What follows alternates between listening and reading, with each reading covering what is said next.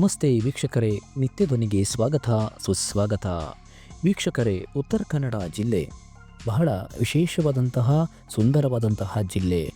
ಸುಂದರ ಕಡಲ ತೀರ, ಹಚ್ಚ ಹಸಿರಿನಿಂದ ಕಂಗೊಳಿಸುವ ದಟ್ಟವಾದ ಅರಣ್ಯಗಳು, ಪ್ರಸಿದ್ಧ ಪ್ರವಾಸಿ ತಾಣ ಹಾಗೂ ಪುರಾಣ ಪ್ರಸಿದ್ಧವಾದಂತಹ ದೇವಾಲಯಗಳು ಈ ಜಿಲ್ಲೆಯಲ್ಲಿವೆ. ವೀಕ್ಷಕರೇ, ಇದೇ ಜಿಲ್ಲೆಯ ಒಂದು ವಿಶೇಷವಾದಂತಹ ಪುರಾಣ ಪ್ರಸಿದ್ಧವಾದಂತಹ ದೇವಾಲಯದ ಬಗ್ಗೆ ಇಂದು ನಾವು ನಿಮಗೆ ಹೇಳಲಿಕ್ಕೆ ಹೊರಟಿದ್ದೇವೆ. ಈ ವಿಡಿಯೋವನ್ನು ಸಂಪೂರ್ಣವಾಗಿ ನೋಡಿ ಹಾಗೂ ನಮ್ಮ ಚಾನಲ್ ಅನ್ನು ಸಬ್ಸ್ಕ್ರೈಬ್ ಮಾಡಿಕೊಳ್ಳಿ, ಲೈಕ್ ಮಾಡಿ. ವೀಕ್ಷಕರೇ, ಇವತ್ತು ನಾವು ಬಂದಿರುವಂತಹ ದೇವಾಲಯ ರಾಮಾಯಣ ಹಾಗೂ ಮಹಾಭಾರತಕ್ಕೂ ಸಂಬಂಧಿಸಿದಂತಹ ದೇವಾಲಯವಾಗಿದೆ. ಈ ದೇವಾಲಯ ಪುರಾಣ ಪ್ರಸಿದ್ಧ ಹಾಗೂ ಇತಿಹಾಸ ಪ್ರಸಿದ್ಧವಾದಂತಹ ದೇವಾಲಯವಾಗಿದೆ. ಈ ದೇವಾಲಯ ಯಾವುದು ಅಂದರೆ ಶ್ರೀ ರಾಮಲಿಂಗೇಶ್ವರ ದೇವಾಲಯ. ನೀವು ನೋಡಬಹುದು ಎಷ್ಟೊಂದು ಸುಂದರವಾಗಿದೆ ಈ ದೇವಾಲಯ ಅನ್ನುವಂಥದ್ದು. ವೀಕ್ಷಕರೇ, ಇಲ್ಲಿರುವ ಶಿವಲಿಂಗವನ್ನು ಪ್ರತಿಷ್ಠಾಪನೆ ಮಾಡಿರುವಂಥದ್ದು ಪ್ರಭು ಶ್ರೀರಾಮಚಂದ್ರ ಹಾಗೂ ಈ ದೇವಾಲಯವನ್ನು ಸಂಪೂರ್ಣವಾಗಿ ಕೆತ್ತನೆ ಮಾಡಿ ನಿರ್ಮಿಸಿರುವಂಥದ್ದು ಪಾಂಡವರು ಎಂದು ಹೇಳುತ್ತಾರೆ. ನೋಡಬಹುದು ನೀವಿಲ್ಲಿ ಪಾಂಡವರ ಹೆಜ್ಜೆಯ ಗುರುತು, ಅಂದರೆ ಭೀಮನ ಹೆಜ್ಜೆಯ ಗುರುತು ಅಂತ ಈ ಕಲ್ಲಿನ ಮೇಲಿರುವಂತಹ ಪಾದದ ಗುರುತಿಗೆ ಕರೀತಾರೆ. ಭೀಮ ಈ ಕಲ್ಲನ್ನು ಕೆತ್ತನೆ ಮಾಡಿ ಇಲ್ಲಿ ದೇವಸ್ಥಾನವನ್ನು ಕಟ್ಟಿದ್ದಾನೆ ಅಂತ ಹೇಳ್ತಾರೆ. ಹಾಗೆ ಇಲ್ಲಿರುವಂತಹ ನಾಗರ ಕಲ್ಲುಗಳು ನೋಡಿ, ಸಾವಿರಾರು ವರ್ಷಗಳ ಇತಿಹಾಸ ಇರುವಂತಹ ನಾಗರ ಕಲ್ಲುಗಳಿದು. ಒಂದೊಂದು ಕಲ್ಲುಗಳು ಕೂಡ ಒಂದೊಂದು ಇತಿಹಾಸವನ್ನು ಹೇಳ್ತದೆ. ಈ ಸ್ಥಳದಲ್ಲಿ ಒಂದು ಬೇಸರದ ವಿಚಾರ ಏನಂತ ಹೇಳಿದರೆ, ಈ ದೇವಾಲಯವನ್ನು ಇನ್ನೂ ಅಭಿವೃದ್ಧಿ ಮಾಡಬೇಕಾಗಿದೆ. ಇದೆಲ್ಲವೂ ಕೂಡ ಈ ದೇವಾಲಯದ ಒಂದು ಕಥೆಯನ್ನು ನಮಗೆ ಹೇಳ್ತದೆ. ಹಾಗೆ ನೀವೇನು ಇಲ್ಲಿ ನಾಗರಕಟ್ಟೆಯನ್ನು ನೋಡ್ತಾ ಇದ್ದೀರಾ, ಈ ನಾಗರಕಟ್ಟೆ ಮೊದಲು ಇರಲಿಲ್ಲ. ನಂತರ ಊರಿನವರು ಹಾಗೂ ಗ್ರಾಮಸ್ಥರು ಸೇರಿಕೊಂಡು ಒಂದು ಕಮಿಟಿಯನ್ನು ರಚನೆ ಮಾಡಿ, ಆ ಕಮಿಟಿ ದೇವಸ್ಥಾನದ ಅಭಿವೃದ್ಧಿಗಾಗಿ ಹಗಲು ಇರುಳು ಶ್ರಮಿಸಿ, ಅದೇ ಕಮಿಟಿಯ ಎಲ್ಲ ಸದಸ್ಯರು ಹಾಗೂ ಊರಿನವರು ಎಲ್ಲರೂ ಸೇರಿ ಭೂಮಿಯ ಅಡಿಯಲ್ಲಿ ಹೂತು ಹೋಗಿದ್ದ ಎಲ್ಲ ನಾಗರ ಕಲ್ಲುಗಳನ್ನು ಅಗಿದು ಅದನ್ನು ಮತ್ತೆ ಪ್ರತಿಷ್ಠಾಪಿಸಿದ್ದಾರೆ. ಹಾಗೆ ಇದೇನು ನೋಡ್ತಾ ಇದ್ದೀರಾ, ಇದು ಕೆರೆ. ಈ ಕೆರೆಗೂ ಕೂಡ ಬಹಳಷ್ಟು ಇತಿಹಾಸ ಇದೆ. ಹೇಗೆ ಅಂತ ಹೇಳಿದರೆ, ಹಿಂದೆ ತ್ರೇತಾಯುಗದಲ್ಲಿ ಪ್ರಭು ಶ್ರೀರಾಮಚಂದ್ರ ಹಾಗೂ ಲಕ್ಷ್ಮಣ ಸೀತಾಮಾತೆ ಈ ಪ್ರದೇಶಕ್ಕೆ ವನವಾಸಕ್ಕೆ ಬಂದಾಗ ಈ ಪ್ರದೇಶದಲ್ಲಿ ನೀರಿನ ಹರಿವು ಇರಲಿಲ್ಲ ಅಂತೆ. ಆಗ ಶ್ರೀರಾಮಚಂದ್ರನು ಕರಿಕಲ್ಲಿಗೆ ಬಾಣವನ್ನು ಬಿಟ್ಟು ನೀರನ್ನು ಚಿಮ್ಮೋ ಹಾಗೆ ಮಾಡುತ್ತಾರೆ. ಅದೇ ನೀರನ್ನು ಇಲ್ಲಿರುವಂತಹ ಶಿವನಿಗೆ ಅಭಿಷೇಕ ಮಾಡಿ ಶಿವನನ್ನು ಪೂಜೆ ಮಾಡ್ತಾರೆ ಅನ್ನುವಂಥದ್ದು ಒಂದು ನಂಬಿಕೆ. ಹಾಗೆ ಇಲ್ಲಿ ಪಂಚಲಿಂಗಗಳು ಈ ಕೆರೆಯಲ್ಲಿದೆ. ಈ ಕೆರೆಯ ನೀರು ಪೂರ್ತಿಯಾಗಿ ತುಂಬಿದರೆ ದೇವಸ್ಥಾನದ ಗರ್ಭಗುಡಿಯ ಒಳಗಿರುವ ಶಿವಲಿಂಗದ ಮೇಲೆ ನೀರು ಚಿಮ್ಮುತ್ತದೆ ಎಂದು ಹೇಳುತ್ತಾರೆ. ಹಾಗೆ ಈ ದೇವಾಲಯದಲ್ಲಿ ಹರಕೆಗಳನ್ನು ಕಟ್ಟಿಕೊಂಡರೆ ಆ ಹರಕೆಗೆ ಇಲ್ಲಿರುವಂತಹ ರಾಮಲಿಂಗೇಶ್ವರ ದೇವರು ಫಲ ಕೊಡುತ್ತಾನೆ ಅನ್ನುವಂತಹ ನಂಬಿಕೆ ಈಗಲೂ ಕೂಡ ಇದೆ. ಒಂದು ನಂಬಿಕೆಯ ಪ್ರಕಾರ ಮಕ್ಕಳಾಗದೇ ಇದ್ದವಂಥವರು ಈ ದೇವಾಲಯದ ಕೆರೆಯಲ್ಲಿ ಸ್ನಾನ ಮಾಡಿ ದೇವರಿಗೆ ವಿಶೇಷ ಪೂಜೆಗಳನ್ನು ಕೊಟ್ಟರೆ ಅವರಿಗೆ ಮಕ್ಕಳಾಗುತ್ತದೆ ಎಂದು ಸ್ಥಳೀಯರು ಹಾಗೂ ಗ್ರಾಮಸ್ಥರು ಹೇಳ್ತಾರೆ. ವೀಕ್ಷಕರೇ, ಈ ದೇವಾಲಯದ ಇತಿಹಾಸವನ್ನು ನೋಡೋದಾದರೆ ಬಿಜ್ಜಳರ ಕಾಲದಲ್ಲಿ ಹಾಗೂ ಕದಂಬರ ಕಾಲದಲ್ಲಿ ಗತ ವೈಭವದಿಂದ ಮೆರೆದಿತ್ತು ಅಂತ ಇಲ್ಲಿರುವಂತಹ ಕೆಲವೊಂದು ಶಾಸನಗಳು ನಮಗೆ ಸಾಕ್ಷಿಯಾಗಿ ಸಿಗುತ್ತದೆ. ಹಾಗೆ ಬಿಜ್ಜಳರ ಕಾಲದಲ್ಲಿ ಈ ಗ್ರಾಮ ಪೆಟ್ಸ್ಗಾಂವ್ ಅನ್ನುವಂತಹ ಗ್ರಾಮ ಅವರ ಉಪರಾಜಧಾನಿಯಾಗಿತ್ತು. ನಂತರ ಕದಂಬರ ಕಾಲದಲ್ಲಿ ಇದು ಪ್ರಮುಖ ವ್ಯಾಪಾರಿ ನಗರವಾಗಿತ್ತು ಅಂತ ಹೇಳ್ತಾರೆ.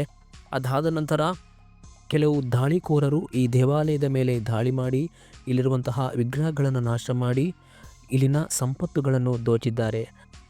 ಹಾಗೆ ನಿಧಿಗಳ್ಳರು ಕೂಡ ನಿಧಿಯ ಆಸೆಗಾಗಿ ದೇವಸ್ಥಾನಕ್ಕೆ ಬಹಳಷ್ಟು ಹಾನಿಗಳನ್ನು ಕೂಡ ಮಾಡಿದ್ದಾರೆ.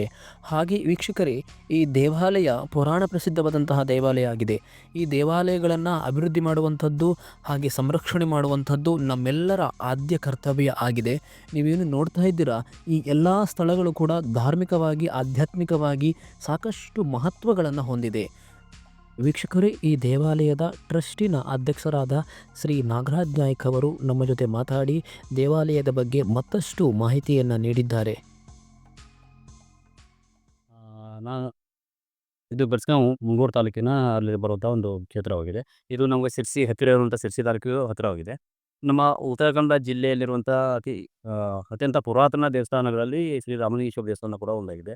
ಇಲ್ಲಿ ಇತಿಹಾಸವನ್ನು ತಮಗೆ ತಿಳಿಸ್ಬೇಕಂದ್ರೆ, ಇಲ್ಲಿ ಇರುವಂಥ ಪುರಾವೆಗಳ ಪ್ರಕಾರ ರಾಮಚಂದ್ರ ಇದು ಶ್ರೀರಾಮನು ವನವಾಸಕ್ಕೆ ಬಂದಿರುವಂಥ ಸಂದರ್ಭಗಳಲ್ಲಿ ಸೀತಾಮಾತೆ ಮತ್ತು ಲಕ್ಷ್ಮಣರ ಜೊತೆಗೂಡಿ ವನವಾಸಕ್ಕೆ ಬಂದಿರೋ ಸಂದರ್ಭದಲ್ಲಿ ಇಲ್ಲಿ ನೀರಿನ ಕೊರತೆ ಇದ್ದಂಥ ಸಂದರ್ಭದಲ್ಲಿ ಆ ಸೀತೆಗೆ ಬಾಯಾರಿಕೆಯನ್ನ ನೀಗಿಸಕೋಸ್ಕರ ಒಂದು ಬಾಣವನ್ನು ಬಿಡುತ್ತಾರೆ. ನಮ್ಮ ಶ್ರೀರಾಮನೇಶ್ವರ ದೇವಸ್ಥಾನದ ನೈಋತ್ಯ ಭಾಗದಲ್ಲಿರುವಂತಹ ಒಂದು ಕಲ್ಲಿನ ಬಂಡೆಗೆ ಬಾಣವನ್ನು ಬಿಟ್ಟಂತ ಸಂದರ್ಭದಲ್ಲಿ ಅಲ್ಲಿ ಬಂದಂತಹ ಚಿಲುಮೆ ನೀರಿನಿಂದ ಇವತ್ತು ಕೂಡ ಆ ಆ ಸೀತಾಮಾತೆಯ ಒಂದು ಬಾಯಾರಿಕೆಯನ್ನು ನೀಗಿಸ್ತಾರೆ. ಆಮೇಲೆ ಅದೇ ನಿರಂತರವಾಗಿ ಆ ನೀರು ಇವತ್ತು ಕೂಡ ಬರ್ತಾ ಇದೆ. ಆ ನೀರಿನ ಮಹತ್ವ ಏನಂದ್ರೆ, ಯಾರು ಡಿಪ್ರೆಷನ್ ಮುಳುಗಿ ಹೋಗಿರ್ತಾರೋ ಅಂಥವ್ರು ಇಲ್ಲಿ ಬಂದು ದೇವರಲ್ಲಿ ಪ್ರಾರ್ಥನೆ ಮಾಡಿಕೊಂಡು ಈ ಪವಿತ್ರವಾದಂತಹ ನೀರನ್ನು ಸ್ನಾನ ಮಾಡಿದ್ರೆ ಆ ಡಿಪ್ರೆಷನ್ ಮೂಗಿಂದ ಹೊರ ಬರ್ತಾರೆ ಅಂತೇಳಿ ನಮ್ಮ ಹಳೆಯ ಒಂದು ಹಿರಿಯರಿಂದ ಹೇಳ್ತಾ ಇದ್ದಾರೆ. ಅಷ್ಟೇ ಅಲ್ಲ, ಈ ದೇವಸ್ಥಾನದ ನೈಋತ್ಯ ಭಾಗದಲ್ಲಿರುವಂತಹ ಒಂದು ಕಲ್ಯಾಣಿ ಇದೆ. ಅಲ್ಲಿ ಪಂಚಲಿಂಗಗಳು ಕೂಡ ಇದ್ದಾವೆ. ಆ ಪಂಚಲಿಂಗಗಳಿಗೆ ನಾವು ಪ್ರತಿ ಮಹಾಶಿವರಾತ್ರಿಯಿಂದ ನಮ್ಮ ಹಿಂದೂ ಧರ್ಮದ ಧಾರ್ಮಿಕವಾಗಿ ಹೇಳ್ಬೇಕಂದ್ರೆ, ನಮ್ಮ ಮಹಾಶಿವರಾತ್ರಿ ದಿನ ಈಶ್ವರಲಿಂಗವನ್ನು ಮುಟ್ಟಿ ಯಾರು ಅಭಿಷೇಕ ಮಾಡ್ತೇವೆ ನಮ್ಮ ಜೀವನ ಪಾವನವಾಯಿತು ಅನ್ನುವಂಥ ಒಂದು ಪ್ರತೀತಿ ಇದೆ. ಹಾಗೆ ನಾವೇನ್ ಮಾಡ್ತಾ ಇದ್ದೇವೆ, ಈ ಗರ್ಭಗುಡಿಯಲ್ಲಿ ರಾಮಲಿಂಗೇಶ್ವರನಿಗೆ ನಾವು ನೀರು ಹಾಕಿ ಕೊಡೋದಿಲ್ಲ. ಯಾಕಂದ್ರೆ ನಾವು ನೀರನ್ನು ಹಾಕಿ ಕೊಟ್ಟರೆ ಏನಾಗುತ್ತೆ ಅಂದ್ರೆ ಪ್ರತಿ ಮತ್ತೆ ಶುದ್ಧೀಕರಣ ಮಾಡಬೇಕು. ಯಾಕಂದ್ರೆ ಈ ಪುಟ್ಟ ಹಳ್ಳಿ ಆಗಿರೋದ್ರಿಂದ ಆ ಶುದ್ಧೀಕರಣಕ್ಕೆ ಮತ್ತೆ ಸಾಕಷ್ಟು ಹಣವೇ ಹೋಗೋದ್ರಿಂದ ಏನ್ ಮಾಡ್ತೇವೆ, ಬಂದಂತ ಭಕ್ತರಿಗೆ 5 ಲಿಂಗಗಳಿಗೆ ಅಭಿಷೇಕವನ್ನು ಮಾಡ್ಲಿಕ್ಕೆ ಕೊಡ್ತಾ ಇದ್ದೇವೆ. ಇದು ಆ ಕಲ್ಯಾಣಿದು ನಿಮ್ಗೆ ಇತಿಹಾಸ ತಿಳಿಸ್ಬೇಕಾದ್ರೆ, ಹಿಂದೆ ಆ ಕಲ್ಯಾಣಿಯಲ್ಲಿ ನೀರು ನಿಲ್ಲುವಂತ ಸಂದರ್ಭದಲ್ಲಿ ಈಶ್ವರ ಲಿಂಗನ ಮೇಲೆ ಏನಿದೆ ನಮ್ಮ ಪ್ರಧಾನ ದೇವರಿದೆ ರಾಮಲಿಂಗೇಶ್ವರ ತಲೆಯ ಮೇಲೆ ನೀರು ಚಿವಿತಿತ್ತಂತೆ. ಅಂತಹ ಒಂದು ಕಥೆಯನ್ನು ಕೇಳಿದ್ವಿ. ಹಾಗೆ ಹಿರಿಯರು ಕೂಡ ಹೇಳ್ತಾ ಇದ್ದಾರೆ. ಈ ಒಂದು ಇತಿಹಾಸ ಹೇಳ್ಬೇಕಂದ್ರೆ ರಾಮೇಶ್ವರ ದೇವಸ್ಥಾನದ್ದು ಇದು ಬಿಜ್ಜಳನ ಕಾಲದಲ್ಲಿರುವಂತಹ ಉಪರಾಜಧಾನಿಯಾಗಿ ನಡೆದಂತಹ ಒಂದು ಕ್ಷೇತ್ರವಾಗಿದೆ. ಇದು 1200 ವರ್ಷಗಳಷ್ಟು ಇತಿಹಾಸ ಹೊಂದಿದ್ದು 8ನೇ ಶತಮಾನಗಳ ಕಾಲದಲ್ಲಿ ನಮ್ಮ ಬನವಾಸಿ, ನಮ್ಮ ಪಕ್ಕದಲ್ಲಿರುವಂತಹ ಕದಂಬ ರಾಜಧಾನಿಗಂತ ಬನವಾಸಿಯ ಒಂದು ವಾಣಿಜ್ಯ ಕೇಂದ್ರವಾಗಿ ಕೂಡ ಇದು ಮೆರೆದಿರುವಂತಹ ಒಂದು ಕ್ಷೇತ್ರವಾಗಿದೆ. ಇಲ್ಲಿ ಸಾಕಷ್ಟು ಇತಿಹಾಸಗಳ ಹುಡ್ತಾ ಹೋದ್ರೆ ಇಲ್ಲಿ 3 ಶಾಸನಗಳು ಸಿಗ್ತಾ ಇದೆ. ಇಲ್ಲಿ ಏನಾಗಿದೆ ಅಂದ್ರೆ 2 ಶಾಸನಗಳನ್ನ ಧಾರವಾಡ ಯೂನಿವರ್ಸಿಟಿಯವರಾಗಿರ್ಬೋದು, ಮೈಸೂರು ಯೂನಿವರ್ಸಿಟಿಯವರು ಹಾಗೂ ಬೆಂಗಳೂರಿನ ಯೂನಿವರ್ಸಿಟಿಯವರು ಬಂದು ಕೂಡ ಅಧ್ಯಯನ ಮಾಡಿದ್ದಾರೆ. ಆದರೆ ಅದರ ಪೂರ್ತಿ ಇತಿಹಾಸವನ್ನು ಅವರಿಗೆ ತಿಳ್ಕೊಳ್ಳಿಕ್ಕೆ ಆಗಿಲ್ಲ. ಇದನ್ನ ಹಿಂದೆ 1200 ಶತಮಾನಗಳ ಹಿಂದೆ ಇದನ್ನು ಬೆಡಸ್ಗಾಮೆ ಅಂತ ಕರೀತಿದ್ರು. ಇವಾಗ ಅದನ್ನ ಬೆಡಸ್ಗಾಂ ಅಂತ ಹೇಳಿ ಬದಲಾವಣೆ ಆಗಿದೆ.